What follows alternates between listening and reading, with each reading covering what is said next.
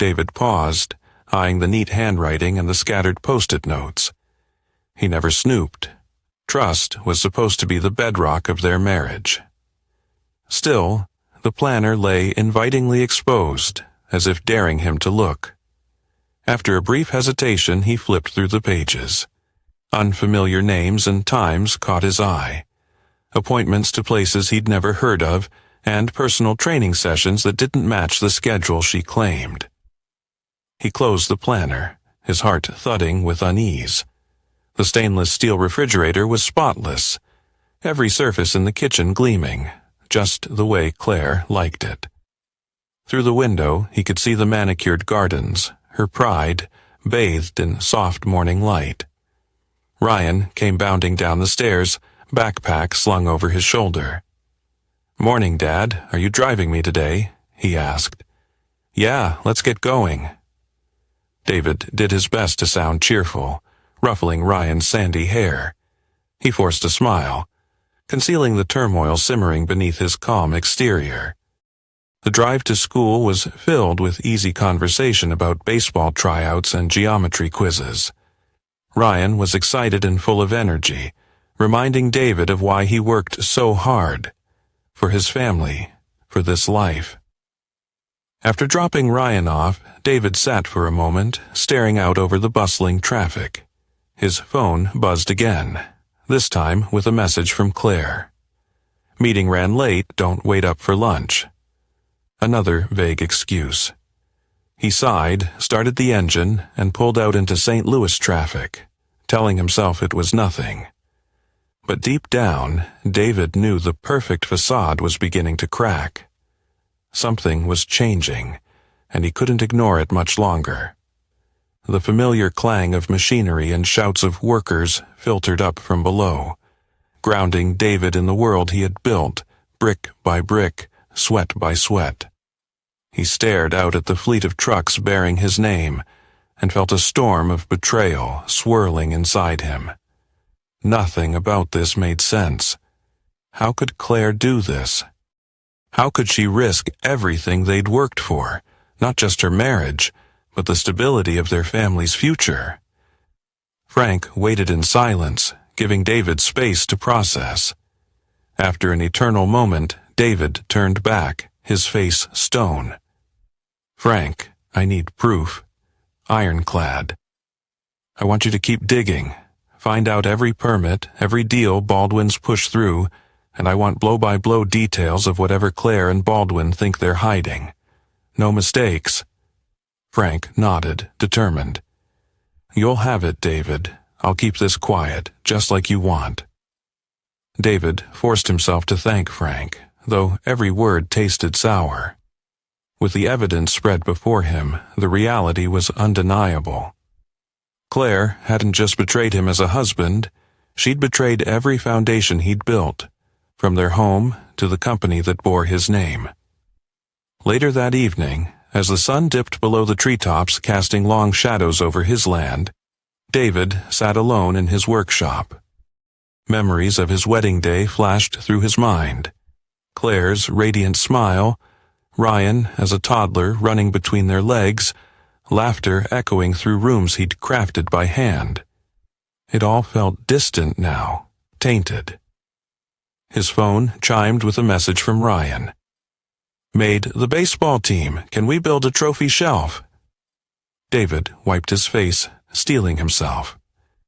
All that mattered now was his son, and making sure the truth, no matter how painful, came to light. David held her tightly, feeling her shake with uncontrollable sobs. For the first time in weeks, the distance and betrayal between them faded, replaced by the raw, overwhelming fear of possibly losing their son.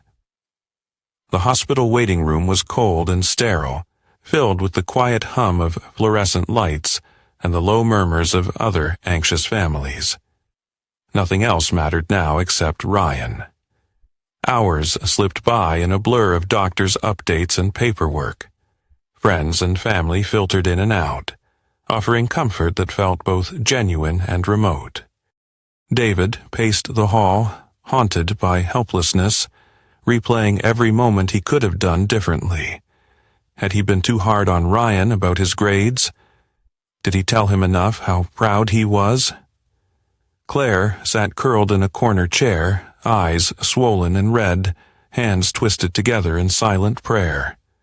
Finally, a young doctor in blue scrubs came to speak with them. "He's stable, but the next 48 hours are critical. We'll do everything possible. I'm so sorry this happened to your family." "Thank you, doctor," David said, his voice hoarse. That night, David and Claire sat at Ryan's bedside, each lost in their own thoughts. The boy's face was pale, a small bandage covering his forehead. Machines beeped steadily, each sound a lifeline. David reached out, brushing a lock of blonde hair from Ryan's temple. "Hang in there, buddy. We need you. You're strong." Claire squeezed his arm, her voice barely a whisper. "We'll get through this, David. We have to." As darkness settled over St. Louis, the once divided couple found themselves united in hope and desperation, praying for a miracle that would bring their son back to them. David shook his head slowly, disbelief and dread warring on his face. "No," he replied quietly, his voice barely audible. "Ryan is our son. There's no adoption, no hospital mix-up." Dr. Foster regarded him with gentle concern. "Sometimes such discrepancies can be the result of rare genetic mutations, but it's extremely uncommon. I thought you should be aware, just in case you have additional information that might help us treat him." David thanked her mechanically, his mind barely registering her words. When the doctor left, he just sat there, staring at the blank wall. The numbers and probabilities bounced through his head against the steady beep of Ryan's heart monitor. It was impossible, not just unlikely, but impossible, that he was Ryan's biological father. Margaret, seeing the look on his face, asked, "What is it, David? Has something happened?" He shook his head, heart pounding, trying to find his voice. "Nothing, just thinking." He didn't trust himself to say anything else. Later, when Claire returned, face drawn and eyes rimmed with exhaustion, David looked at her for a long moment. He wanted to ask her outright, demand the truth, but the sight of their son, so small and vulnerable against the white hospital sheets, kept him silent. He sat back down, reaching for Ryan's hand. "Hang in there, buddy," he whispered. "No matter what, I'm here." His world felt suddenly fragile, on the verge of shattering at a single word, yet still anchored by hope for his son's recovery. David circled the car slowly, examining every inch. He crouched down and found what he was afraid of. Fresh scrapes and a dent on the front bumper. Flecks of blue paint embedded in the metal. His stomach dropped. This wasn't some wild hunch from a traumatized boy. The evidence was here, indisputable. A wave of emotions washed over him. Anger, betrayal, a staggering sense of disbelief. Margaret, Claire's own mother, had hurt his son and then lied to his face, even as she sat by Ryan's bedside, feigning concern. The truth was uglier than he'd imagined. He took a deep breath, pulling out his phone, snapping discrete photos of the damage and the license plate. David tucked his phone back in his pocket, his hand shaking. He returned to the hospital in time to see Margaret heading back with the shopping bag in hand. "Is everything all right, David?" she asked, her eyes searching his face for any sign that her secret had been discovered. He forced a calm smile. "Just needed some air. Too much waiting around makes a man restless." Margaret nodded, satisfied for now, and swept past him toward Ryan's room. David stood in the hallway, heart racing, piecing the puzzle together. In one terrible week, everything he believed in, his marriage, his family, his very identity as a father, had been shattered. But Ryan was awake, his spirit unbroken, and David felt a burning resolve to shield his son from any more pain. He returned quietly to his son's bedside, determined to uncover the full truth and protect Ryan, no matter what secrets came to light. David's heart pounded in his chest, each beat echoing the betrayal that had become his life. "And you thought hitting our son would solve that problem?" he growled, his voice low and dangerous. Margaret's eyes flashed with a mix of fear and defiance. "I never meant to hurt Ryan. I was just trying to protect Claire. She deserves better than you, David. You're rough, uncultured. She was meant for someone like Trevor." David's hands clenched into fists, but he kept his voice steady. "And what about Ryan? What did he deserve? To be run down in the street and left for dead?" Margaret's face crumpled, but David wasn't moved. "You're a monster, Margaret. You hit our son and then lied to our faces, sitting by his bedside like you cared. You're no better than Claire and Trevor." Margaret's voice trembled. "I was wrong, David. I see that now. I just wanted Claire to be happy. I didn't think—" "You didn't think," David interrupted, his voice cold. "You never think about anyone but yourself. Well, it ends now. You're going to tell the police the truth, and then you're going to leave and never come back." Margaret nodded, tears streaming down her face. "I'll do whatever you want, David. Just please, don't tell Claire. She'll never forgive me." David's expression hardened. "That's not my problem. You made your bed, Margaret. Now you'll have to lie in it. And so will Claire. This ends tonight." David leaned forward, his voice low and dangerous. "I have proof, Baldwin. Photographs, surveillance, the works. I know about the affair, and I know about the bribes. I know you've been using Claire to get ahead, and I know you've been using her to destroy my business. But it ends now." Baldwin's face piled, but he tried to bluff. "You can't prove any of this. It's your word against mine." David smiled coldly. "It's not just my word. I have a witness, someone who's been watching you for a long time, someone who's willing to testify against you. And if that's not enough, I have something else." Baldwin's eyes narrowed. "What do you want, Mitchell?" David's expression hardened. "I want you to leave Claire alone. I want you to stay away from my family, and I want you to stop interfering with my business.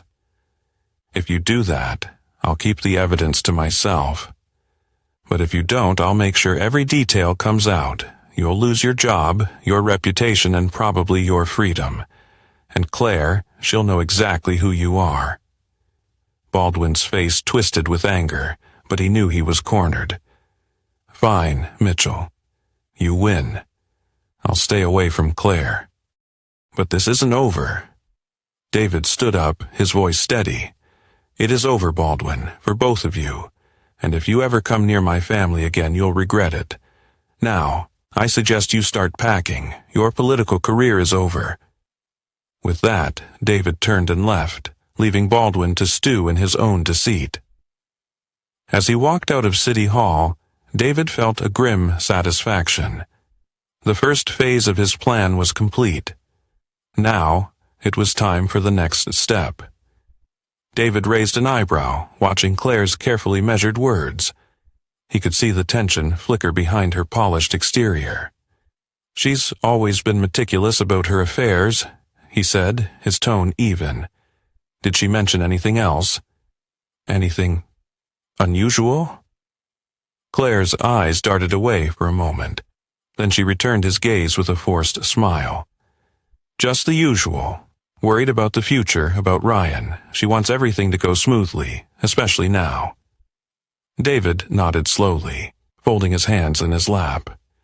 "Speaking of Ryan, you should know he's doing better. The doctors think he'll make a full recovery." He looked at their son, his heart twisting with a mix of love and pain. "He's a fighter, isn't he?" Claire reached out to smooth Ryan's hair. "He's the best." Her voice caught, a rare crack in her composure. They sat in silence for a minute, the beeping of medical equipment the only sound. David watched her closely, his own mask of calm never slipping. He knew the coming days would push their family to the breaking point, but he was determined to steer the outcome, for Ryan, for himself, and for the company he'd built with his own hands. Quietly, he said, "Claire, we need to talk soon, about everything. I don't want any secrets between us. Not anymore." Claire blinked, startled by the gravity in his tone. "Of course," she replied, but her eyes betrayed her unease. David offered a small, reassuring smile, but inside he was already moving his pieces into place, determined to expose every secret and finally take control of his fractured world. Margaret wrung her hands, anxiety plain on her face. "And when Claire agrees to set up this meeting?" David's expression hardened, but he kept his tone calm and persuasive. "Then you listen. Let Baldwin do most of the talking. Ask him about his intentions, his plans for Claire, and for Ryan. Get him comfortable and let him slip up. Every word will be recorded." Margaret stared at him, her lips trembling. "This is dangerous, David. What if they find out?" He placed a reassuring hand on her arm. "Margaret, they won't. You'll say you're worried about Claire's happiness, about Ryan's stability. You're just being a good mother and grandmother. As long as you follow the plan, no one will suspect a thing."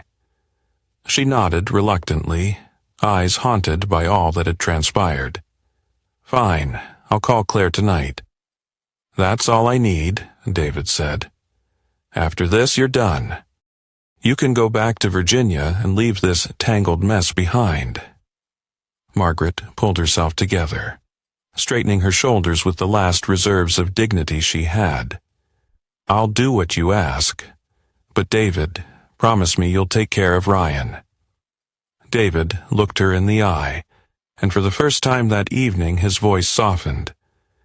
"No matter what happens, Margaret, Ryan will always be my son. He'll be protected, I promise." Margaret nodded and quietly left the cafe, her role in the final chapter about to begin. David watched her go, mind racing with the details still to unfold, certain that the web of lies was about to collapse. For Claire, for Baldwin, and perhaps, at last, for himself. He watched from the shadows as they entered, Trevor looking nervous and disheveled, Claire tense and on edge, and Margaret, the picture of calm control. David nursed his drink, waiting for the perfect moment to strike. As they were seated, David casually made his way to their table, stopping by to greet them. "Margaret, Claire, Trevor, what a pleasant surprise. Mind if I join you for a moment?" Margaret's eyes flickered with surprise, but she quickly recovered. "Of course, David, we'd love to have you." David pulled up a chair, his eyes on Trevor. "Trevor, I've heard a lot about you. You're doing great work at the Planning Commission." Trevor forced a smile, his hands trembling slightly. "Thank you, David. I'm just trying to do my part for the city." David nodded, leaning in closer. "I'm sure you are. But I've also heard some troubling things. About your gambling debts, for instance, and the bribes you've been taking to cover them. It's a dangerous game you're playing, Trevor." Trevor's face paled, and Claire's eyes widened in shock. "David, what are you talking about?" she stammered. David's gaze shifted to Claire, his voice cold. "I'm talking about the fact that your lover is a crook, Claire, and that he's been using you to get ahead in his career. But it's over now. I have all the evidence I need to destroy him, and you, if necessary." Margaret sat in stunned silence, her face a mask of horror. Trevor's eyes darted around the room, looking for an escape, but David's words had him trapped. "You can't prove anything," Trevor blurted out, his voice shaking. David smiled, a cold, triumphant smile. "Oh, I can, and I will, unless you both do exactly as I say. Now, let's order some wine. We have a lot to discuss." Baldwin's words tumbled out, each one tinged with desperation. "If you help me clear my debts and get these guys off my back, I'll leave Claire alone for good. I'll resign from the planning commission, disappear from St. Louis. You'll never see me again. And Claire won't have anything tying her to me.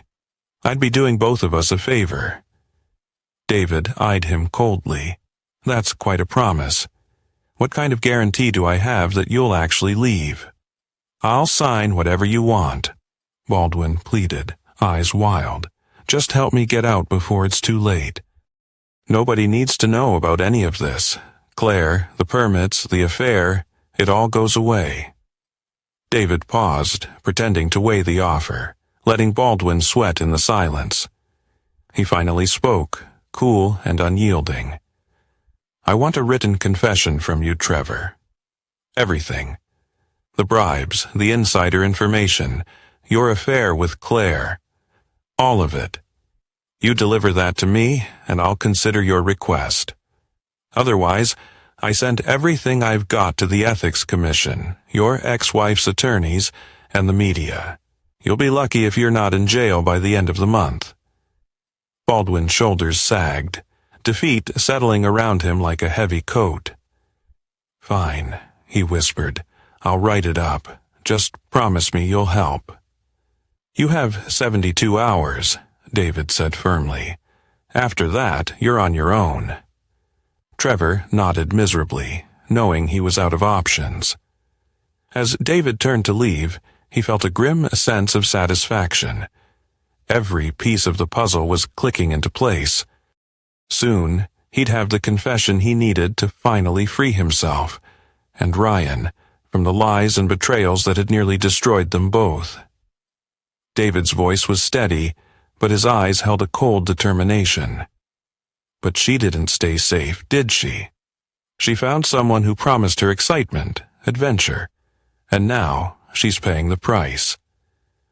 Margaret's hands trembled slightly as she set down her gardening tools. "What do you need from me, David?" David pulled out a small recording device, placing it on the table between them. "I need you to record your conversations with Claire. Everything she says about Trevor, about the affair, about her plans. I need proof, Margaret. I need to know exactly what she's been doing." Margaret's eyes widened in shock. "You want me to spy on my own daughter?" David's expression didn't waver. "I want you to help me protect Ryan. I want to make sure that Claire and Trevor can't hurt him or anyone else ever again. You owe me that much, Margaret. You owe Ryan that much." Margaret's face crumpled, but she nodded, taking the device. "I'll do it for Ryan." David placed a reassuring hand on her shoulder. "Thank you, Margaret. This is the right thing to do, and when it's over, you can go back to your life, knowing you did everything you could to protect your family." As David left Margaret's house, he felt a grim satisfaction. The trap was set, and the pieces were falling into place. Soon, the truth would come to light, and David would finally have the justice he sought. She opened her mouth, then closed it, shaking her head as tears welled up in her eyes. "It's just, everything's happening at once. I feel like I'm losing control of my whole life." David wrapped his arms around her, steady and gentle. "We'll get through it, Claire. We always do," he said softly, comfortingly, even as he knew the facade was almost over. Claire clung to him, silent for a moment, her shoulders shaking with silent sobs. "I just wanted to do what was right, for Ryan, for all of us, but maybe I'm just not cut out for this kind of life." David held her until she calmed, stroking her hair. "Everyone feels lost sometimes, but you're stronger than you think, Claire." She nodded, wiping her tears, and murmured, "Thanks, David." She straightened, quickly fixing her makeup in the mirror and forcing a smile. "Let's go see Ryan." They rode to the hospital in heavy silence, Crail trying to hold herself together while David waited for the last domino to fall. He knew that with her desperation mounting, it would only be a matter of hours before Claire reached out to Trevor, seeking some way to salvage the future she thought she wanted. Everything was now in motion. The perfect storm of guilt, betrayal, and manufactured despair. David was ready. Soon, everyone would know the truth, and Claire would have no place left to hide. He's at the police station, and the detectives have questions for you about the permit fraud. David's voice was icy calm, but his eyes burned with everything he'd kept hidden for months. Claire's face crumpled. The weight of her secrets, her plans, and her losses finally pressed her to the edge. "David, please," she whispered, her voice breaking. "I'm begging you, for Ryan, don't do this." David shook his head, unmoved. "You did this, Claire, not me, not Trevor. You chose every step." He straightened his shoulders. "Now you'll have to face the consequences." Claire took a shaky breath, realizing she was completely out of moves. With nothing left to say, she turned away and walked back toward Ryan's room, shoulders trembling. David watched her go, his resolve hard but his heart battered by grief. He glanced through the window at his son, who looked small and lost amid the chaos. For him, David reminded himself. For Ryan's sake, the truth had to come out.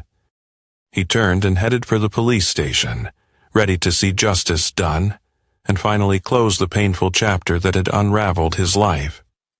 David never spoke of Baldwin again. He ensured the paperwork and digital trails showed Baldwin had left St. Louis for a new life, but only David and Frank Morrison knew the truth.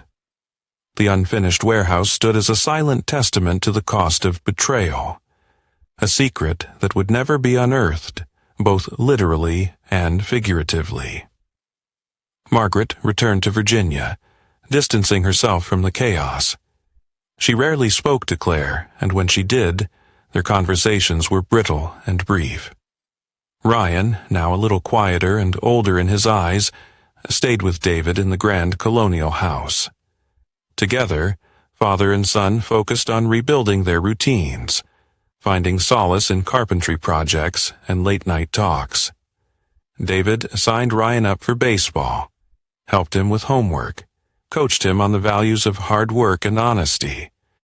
Every so often, a pang of regret pulsed through David, but it was tempered by a hard-earned sense of peace. The truth, costly as it had been, had set him free. And Ryan, too. The company thrived, his employees returned to their livelihoods, and Mitchell Construction became stronger for having weathered the storm. On evenings when the golden sun crept over the St. Louis horizon, David and Ryan would stand side by side on the porch, silent but together. There were still wounds, there always would be, but there was also hope. And for David Mitchell that was enough to move forward, one honest day at a time. David met Ryan's gaze steadily, his voice calm but resolute. "I did what I had to do. Not everyone will understand that, but you're my son.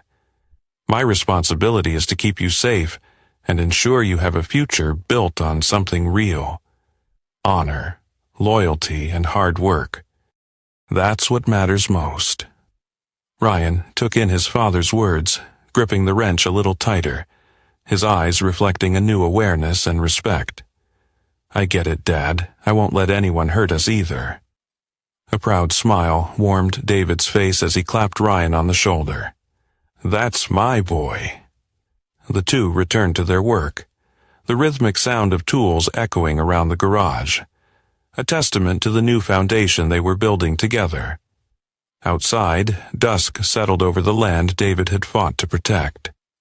Within the walls of their home, scars remained, but they were healed by trust, rebuilt with shared purpose and steadfast love. And for the first time in a long while, David Mitchell looked toward the future, not with fear or anger but with hope.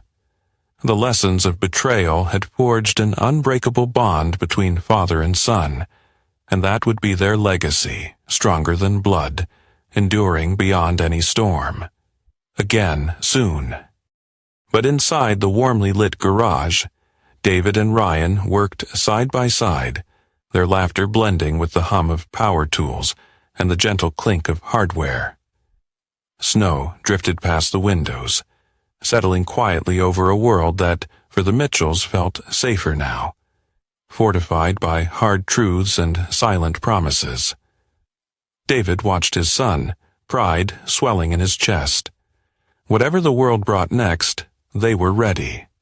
Together, they would build something lasting, unshakable and true, tested by fire, bound by loyalty. And as the wind howled softly against the glass, the Mitchells stood strong, a family forged and renewed against the storms outside.